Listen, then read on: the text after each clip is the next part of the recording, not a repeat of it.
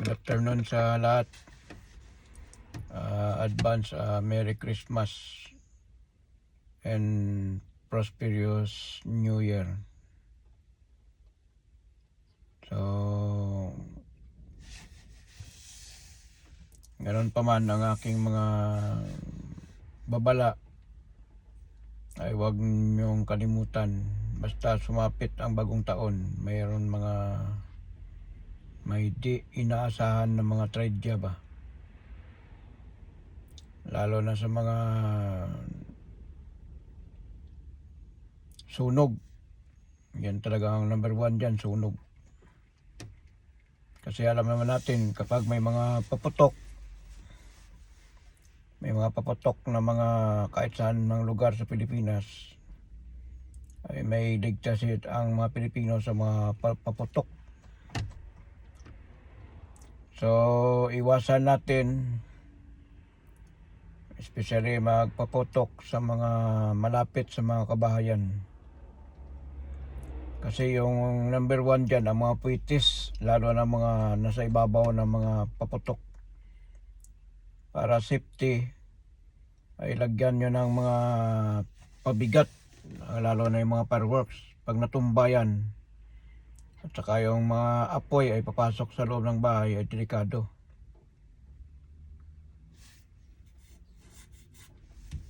So kapon, ang aking anniversary, 30 years na anniversary ko sa pagkasunog ko. Ito na yung mga sunog ko, mukha ko sunog lahat ng aking katawan.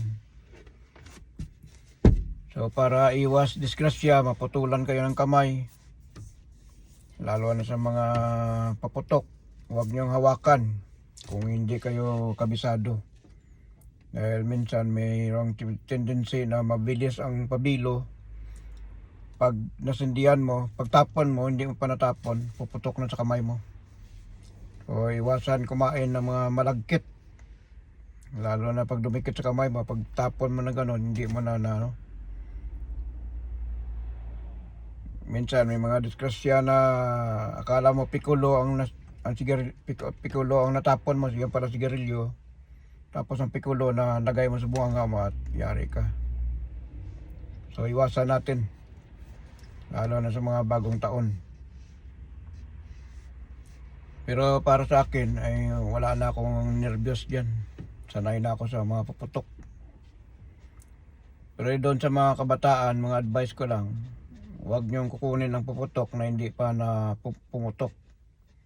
Kasi minsan, gaya nung nangyari nung kailan ako na-disgrasya, 1995. Parang 2000, ano yata yun? 2000, year 1997 o 98, 96, mga ganun. So, meron akong ginawa na kasing laki ng malaking bucket, yung batya. Ito ay hindi pumutok, pero mayroon siyang apoy sa loob. So nakita ko yung bata na pilit niyang kukunin kasi maraming pulbura ang laman nun, nasa 6 na kutsara. Imagine kung sumabog yun. Kaya nung nakita ko dadamputin ng bata, tinadyakan ko yung paputok. Pagtadyak ko ng paputok, sakto pagtadyak ko, sumabog. Kung nahawakan ng bata o nakuha ng bata yon, sigurado wasak ang katawan. Wasak ang katawan ng bata kasi 6 na kutsara ang pulbura. So iwasan natin kumuha ng mga putok, lalo na mga hindi pa sumabog. Antayin nyo muna mga 2 oras bago nyo damputin, o 1 oras, kasi wala nang apoy yan sa loob. So para safety, huwag tayo bagong taon naputulan tayo ng kamay, lalo na yung mga last hours, nilalabas yan ang mga illegal na paputok, yung malakas. Kasi pag nagkasabay na yung putukan, hindi na maririnig ng mga ng mga otoridad. Wala na silang pakialam yan. Kaya lalo ng mga last hours, nilalabas nila yan ang mga mga malaking putok, yung pinakamalakas. Kahit sabihin na illegal, pero ginagawa pa rin ng iba. So iwasan natin. At iwasan natin yung maglagay ng, lalo na yung may mga bahay na katulad sa mga province, may mga bahay na ang bubong nila is nipa, o kaya yari sa dahon ng niyog. So basain nyo na, sabayan nyo, basain nyo ng tubig ang bubong nyo para iwas sunog. Kasi pag once na may mga New Year, talagang hindi may iwasan magkaroon talaga ng sunog. Lalo na yung mga puitis, ang delikadong puitis. Pag halimbawa, pag okay lang pa isa-isa ang palipad, makontrol mo pero pag sa bayan, grupo ng puitis, pag sinindihan mo yan, pag isang sindihan, magkakalat yan ang apoy. Pag nagkalat ang apoy, may tendency na babanggaan ng puitis, pupunta sa mga loob ng bahay, papasok sa loob ng bahay, yan ang iwasan. Kasi lalo na mga bagong taon, pagbukas siyempre binubuksan yung mga bitana parang swerte papasok. Minsan papasok ang puitis doon sa sabog sa loob. Kung nangyari ito sa aking tiyuin, meron akong ginawang rocket thunder. Malakas ito na paputok. So although ang lipad niya sa ibabaw, kaso lang sinandal sa may bakod. Siyempre pag sindi niya, sabay tumalon, siyempre natumba yung puwit ng rocket thunder, pumasok sa loob ng bahay. Sa bahay namin mismo, pumasok. Doon sumabog, andun ang aking lula, andun ang aking tita. Natulala sila. Bago pa akong, nasa ospital ako. Hindi pa ako nagaling sa pagkasunog ko. So iwas lang sa mga paputok. Ang advice ko lang para safety, kailangan malayo sa mga bahay. At kailangan maganda ng mga tubig. Kahit mga batya-batya na tubig lang, just in case na mayroong mga emergency, mayroon kayong madampot na tubig, mapili mo basa anytime. Ang pulbura pag nabasa yan, at saka advice ko rin, yung mga pulbura na, halimbawa, umulan, mayroon mga paputok, simple kadalasan, yun ang ginagawa namin nung bata pa kami. Kinukuha namin ang mga paputok na hindi pumutok, iniipon namin yan. Kinukuha namin ng pulbura. So, ang pulbura, isang idlap lang, parang kidlat yan. Pwede masunog ang kamay mo. Kasi napakainit, na obserbaran ko talaga sa aking katawan. Talagang grabe kung gaano kainit sa labas, talagang tagos sa buto ang sakit. Ganun nangyari sa akin noon, noong December 21, 1995. Nasubugan ako ng 2 kilong pulbura. Wala nga ako damit eh. So, nangyari. Yun lang ma-advise ko sa mga bata. Lalo na mga bata na gusto magpaputok, kuha ng mga paputok na hindi pa na pumutok. Ang ginagawa namin kasi, yung pulbura, iniipon namin yan. Kung wala kami mga pabilo, ang ginagawa namin, lalagay namin sa supot ng plastic. Maghanap kami ng bato na malapad.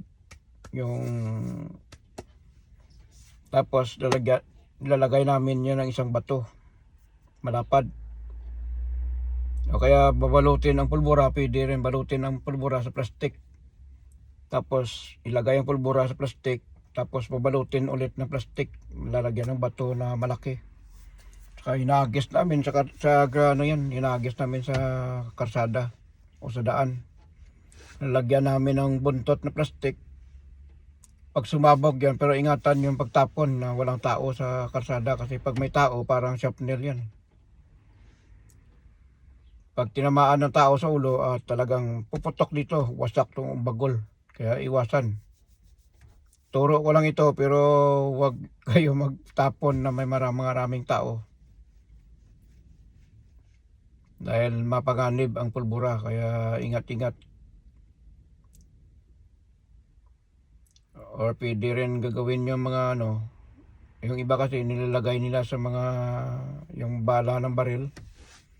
Tapos lalagyan ng pako, lalagay ang pulbura na ipalo yung basiyo ng baril sa simento para puputok, pero delikado din yun. So iwas lang, lalo na mga fountain. Ang fountain kasi minsan pumuputok, lalo na sa tagal. Matagal na nag-stuck ang advice ko rin sa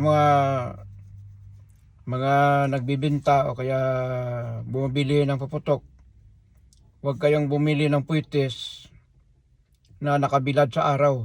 Kasi nakabilad na yan dati noon.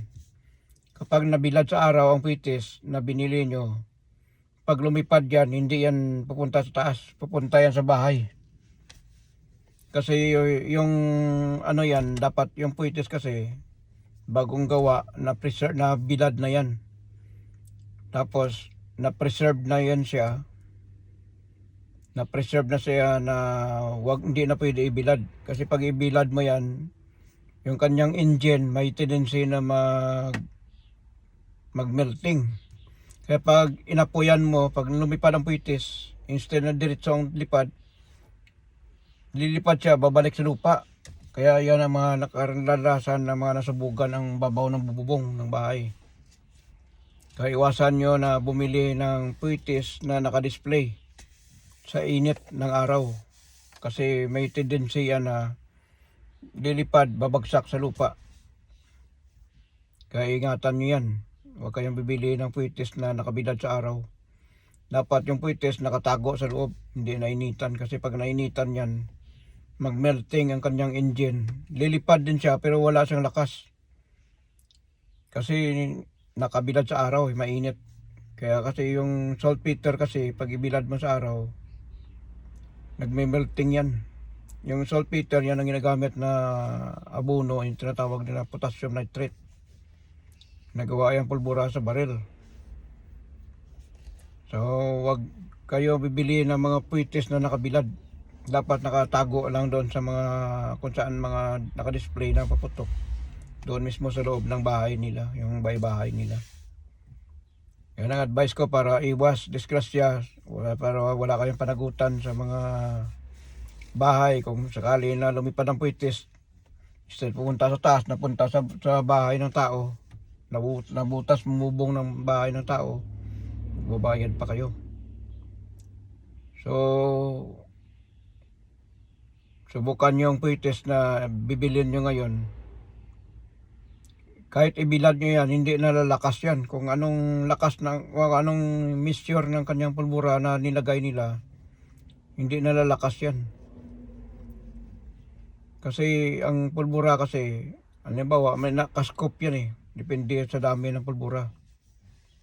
Naka-standard yan ang scope niya. Kasi hindi ko lang alam ngayon kung ano ang standard sa mga kapulisan ang mga paputok. Pero mayroon lang ako sa inyo, payo. Kung gusto niyo naman na hindi kayo mahuli, kasi nangyari na ito sa Davao, kasi sa Davao bawal paputok. Ang ginawa ng tao, bumili ng paputok, nilagay niya doon sa isang area, nilagyan ng katol. Yung layon katol.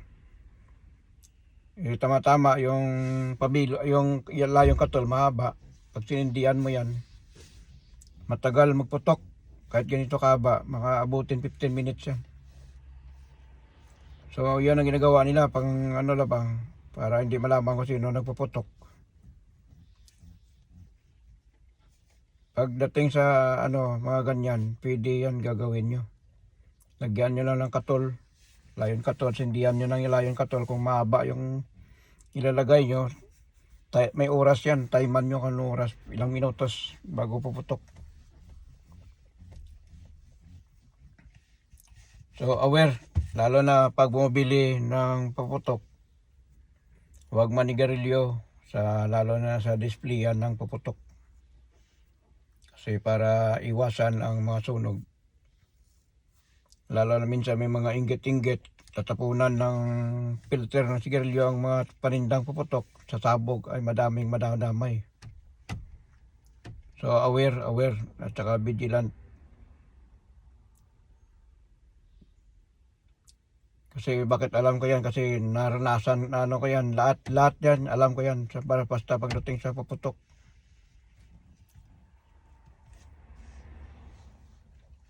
Kaya iwas. Yan lang mapapayo ko sa inyo. Para mayroon naman, mayroon kasing mga binibili na Roman candle. Minsan may tendency na sobrang daming pulbura sumasabog. Kaya fountain ganun din. Tsaka yung pinwheels na umiikot, tapos biglang iikot. Minsan may tendency na huwag magtiwala. Minsan pagdating sa next engine niya, sasabog yun. Kasi yung pulbura masyadong maigpit. Naigpitan siguro masyado ng pagpasok o kaya pag-sucking. Yan ang tendency na puputok. Pero depende yan sa temprada. Kung more sa sulfur, mas hindi siya magputok. Lalo sa mga fountain, mga fireworks. Sa fireworks talaga, delikado. Kasi pag sinindihan mong fireworks, kasi sunod-sunod yung putok yan. Kaya para mas safety, aware sa mga bahay talaga. At saka kung sakali na lagyan nyo ng bato, 4 na sulok para just in case na pag pumutok, hindi siya matutumba. Para iwas lang sa disgrasya, iwas lang sa sunog. Yan lang kasi kung napapansin natin ngayon ang mga nangyayari, grabe ang sunog ngayon. Papasok pa lang ang year 2026.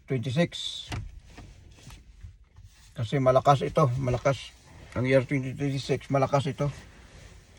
Dahil kung alam nyo ang kabayo ay malakas tumakbo, malakas humipa. Kaya sa aking pananaw, ang year 2026, kung gaano kalupit ang year 2025, mas malupit pa ang year 2026. Naghanap ang mga malalakas na lindol. Yan ang pagsipa Pagsipa ng kabayo. Saka fire horse kasi. Baga red horse. So, kung gaano kalupit ang year 2025, mas malupit pa ang year 2026. Ang ang kalaban ng fire ay tubig. Yan. Tubig, lindol, mga bulkan na surprise volcano na sasabog. Wala pa rin ibang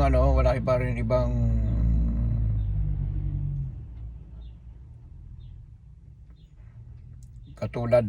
Ganoon pa rin. Front pa rin sa mga, kasi hindi pa natatapos ang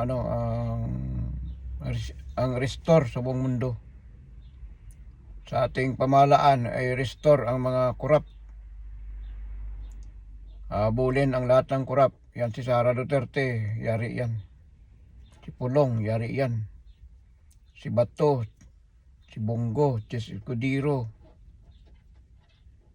At marami pang involved. Saldico, si Bunuan. So itong kay Madriaga, pag nabuksan yan, talagang sasabog talaga yan ang drug money at saka yung sa Pugo money. Maraming kaso ang hakarapin ni Sara Duterte sa year 2026. Baka may tendensiya na magsalita ang mga diskaya. Ituturo o sinong mastermind. Nangyari yan ang korupsyon sa panahon ni Digong saka mga past administration pa kay Pinoy. Nagsimula na yan. Kaya ganun pa rin. Sa batas ng tao, sa batas ng Pilipinas, makakaiwas kayo. Pero sa batas ng Diyos, magbabayad kayo. Mananagot kayo sa lahat ng mga kabalbalan at mga kamalian na ginagawa ng mga tao. So lahat na nagkasala sa batas ng Diyos ay uusigin at parusahan. Kung sino, kaya advice ko lang sa mga tao, kahit ano man ang religion natin, kung ano man ating belief at saka paniwala sa Diyos, higpitan natin sa year 2026 dahil matinding mga kalamidad na harapin. Hindi lamang Pilipinas, buong Asya.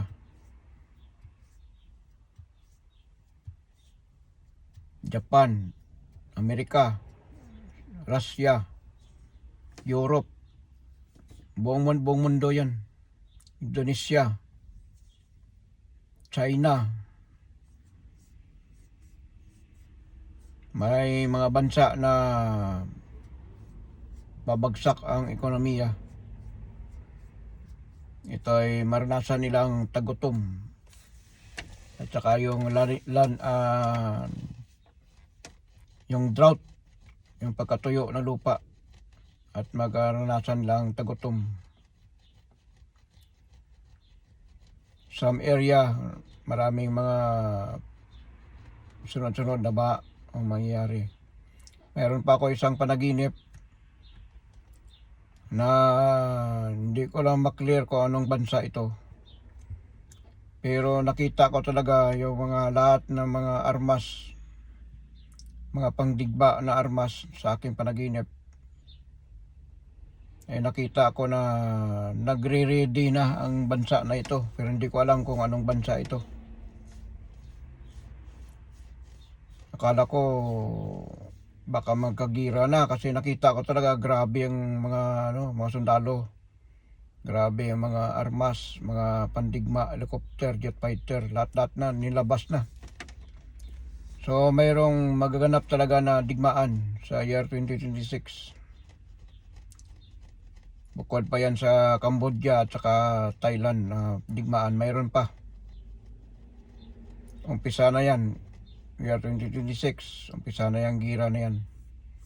Ito sa bansang Europe versus NATO at saka Ukraine.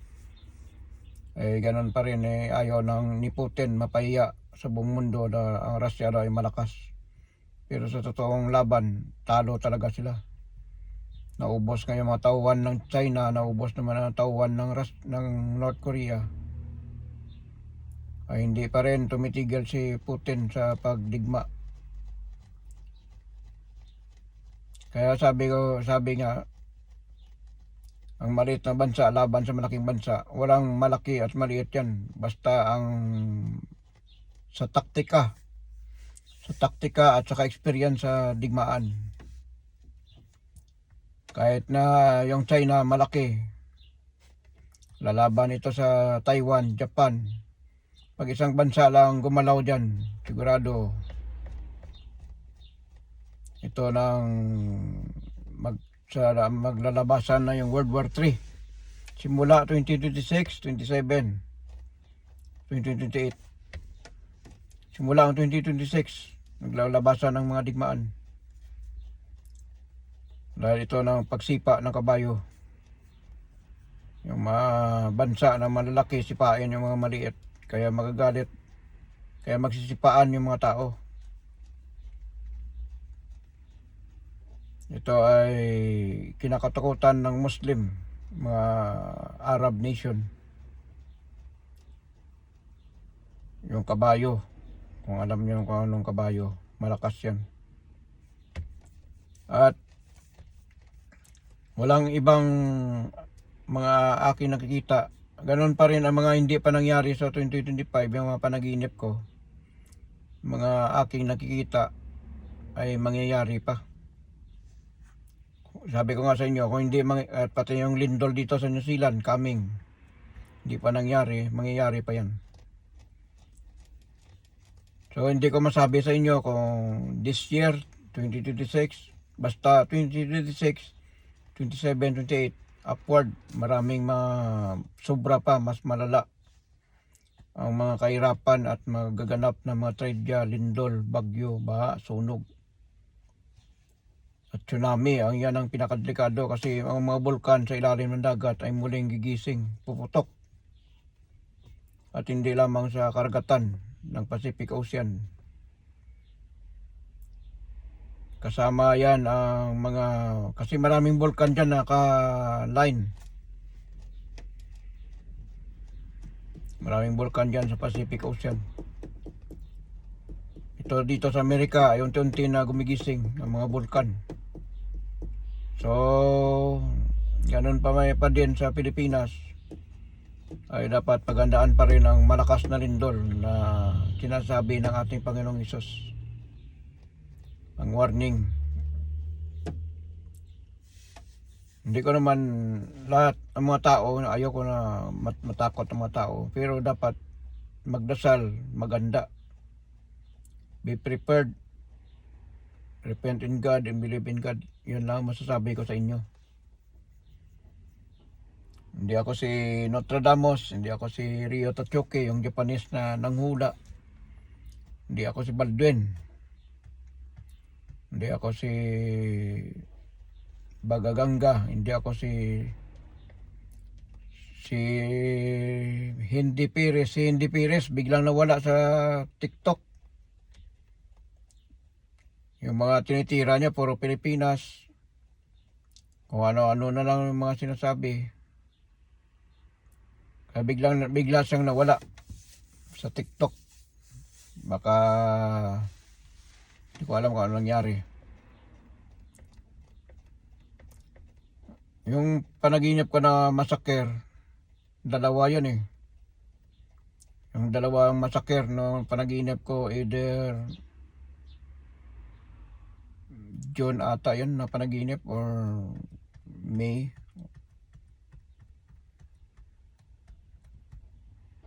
Pero ang massacre nun sa kabundukan naman yun, hindi naman sa city. Yung massacre na nangyari dito sa iba naman yun. So ito yan eh, talagang pinagbabaril eh. Yung nakita ko talaga na massacre, yung marami silang mga kasama, mga lalaki. Buong barangay massacre, tapos isang buong bahay ipinasok ng pilit na masakirin. Pero ako ang lumaban sa aking panaginip. Inagaw ko yung baril, saka tinutok ko, sabi ko, pag gumalaw ka, babarilin kita, sabi ko. Kaya umalis sila, hindi natuloy. Ako ang So marami ako mga panaginip na hindi pa nangyayari. Kasi minsan kasi mga panaginip ko, nangyayari 1 year, ilang buwan pa. At saka mayroon naman na 1 week mangyayari. Mayroon naman mangyayari 3 days, next 3 days. Kaya marami ako mga panaginip ngayon. Aking panaginip ay puro, wala akong mga nakita ngayon tragedya. Yun lang ang nakita ko, yung mga mayroong isang lugar na naganda para sa gira. Marami ako nakita, grabe talaga. So nagtatago ako doon, baka hindi naman ako ninasinaktan.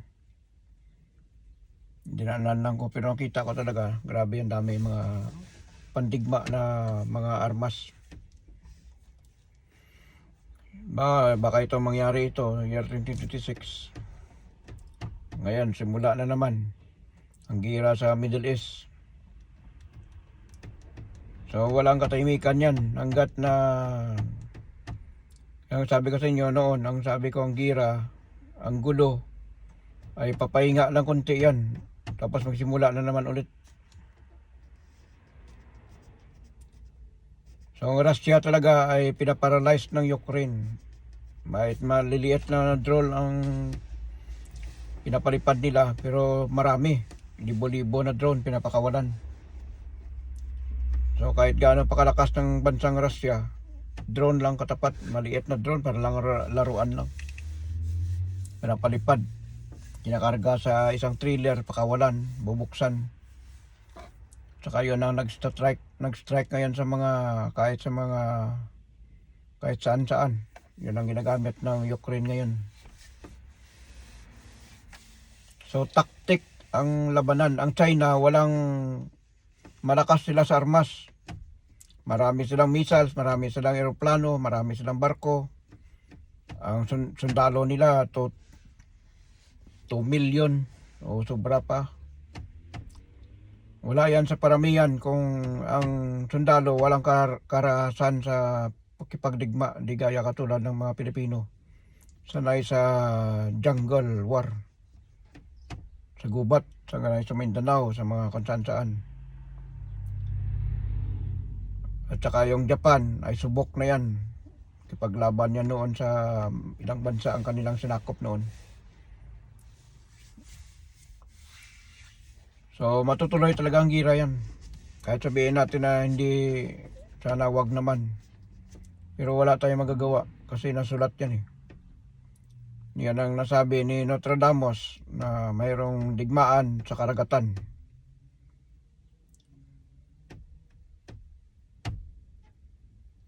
Dragon versus itong maliit na bansa. So wala pa rin ibang mga hindi. Ganun, basta prepared lang, magdasal lang. Saka sa year 2026, kasabihan ito ay mas malala.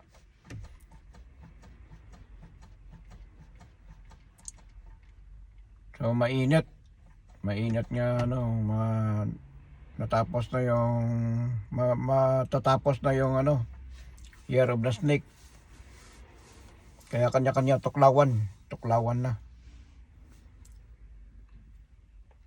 Ito na ngayon, ang mga malalakas na bansa ay maglalaban. Year 2026. Simula pa lang yan. Kumbaga mag-aaway, magsisipaan, magtadyakan, palakasan. So, wala pa rin ibang pagkakaiba, ganun pa rin. So kung anong nangyari mga malalakas na bagyo, malalaking baha ay maranasan pa rin sa year 2026. Mas sobra pa, mas malala pa. Kaya hindi lang Pilipinas, buong Asya, kung napapansin natin, dito sa Pilipinas ay laganap ang sunog. Kaya mag-ingat at vigilant. Kasi yung mga nagaganap na mga sunog parang sinasadya. Ang iba naghahagis ng mga may apoy. Kaya kaliwat kanan ang sunog. Kaya vigilant talaga. Lalo na sa Kamanilaan, mga dikit-dikit na bahay. Kaya mag-ingat talaga, be vigilant talaga. Kasi maraming nagasik ng lagim ngayon na nagtatapon ng mga gumagawa ng apoy. Para sunod-sunod kasing bahay, hindi matigil eh. Parang napapansin ko lang mayroong gumagawa ng hindi maganda. Tapos ng sunog sa ibang lugar, mayroon naman sunog. Walang katapusan. Dahil ito ba baka napasok na ng mga gumagawa ng mga kalokohan. Kaya be vigilant, especially during madaling araw. Nagtatapon ng apoy. At saka ito, dapat mag-ingat talaga si Madriaga.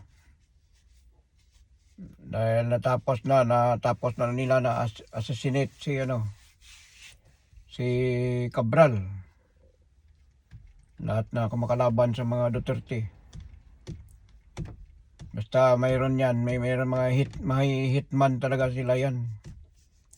May hitman talaga ang mga Duterte. Kaya natatawag na Davao Death Squad eh. Mga hitman. Kaya kahit sa loob ng bilangguan, pwede padaan sa pagkain, lasunin ang target.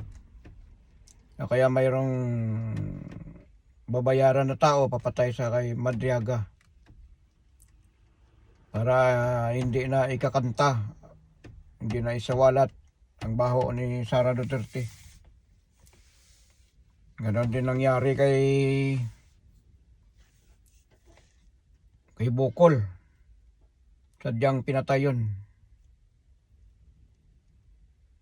Usap-usapan ay dahil sa fraud control ng mga siniwalat niya ay siya ay binalikan. Ganon din to kay Yusek. Kahit ako driver, sabihin ko na, halimbawa, binayaran ako, tinulak ko siya. Pagtulak ko ng ganun, pwede man sabihin na, ma'am, dito ka lang muna.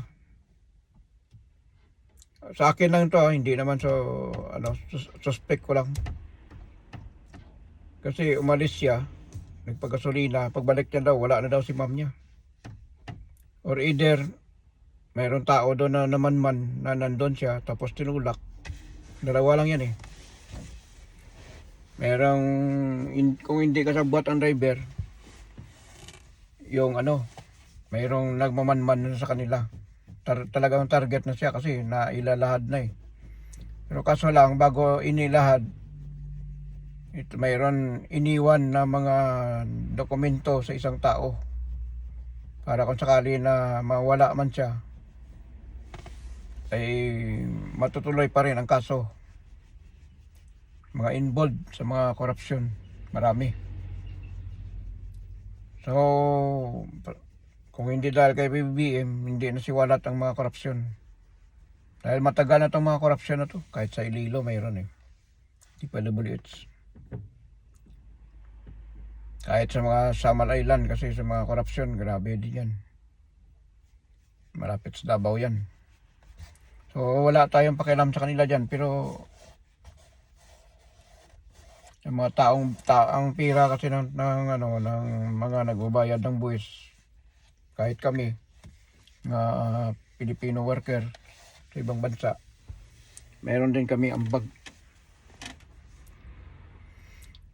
So hanggat na hindi nagbabago ang mga katiwalian sa ating bansa, ay walang katahimikan, patuloy ang mga trade. Malalakas, pinakamalakas sa malakas na lindol, darating pa. Pinakamalakas na bagyo, kasing lakas ni Yolanda at saka yung ni Tino. At saka marami pang mga sunod-sunod ang bagyo. Dati yung bagyo, mayroon schedule is every September lang eh. Simula June, July, August, September, October. Ngayon ang bagyo ngayon, simula January, February, March, April, May, June, July, August, September, November, December.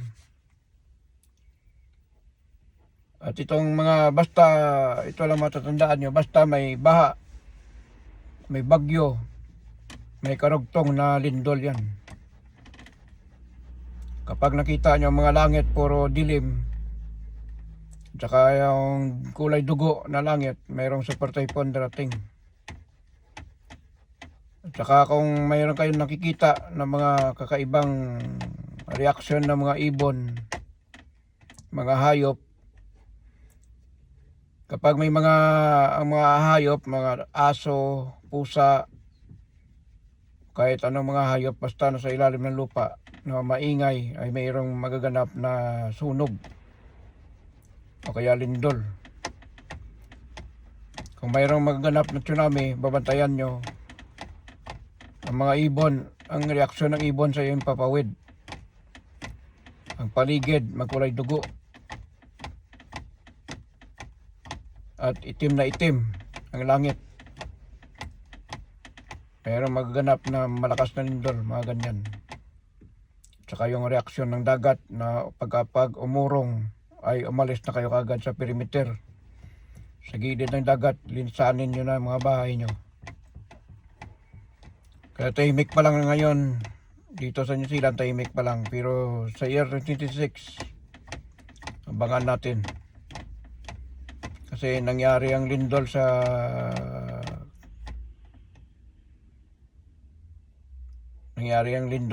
sa New Zealand February 22, 2011.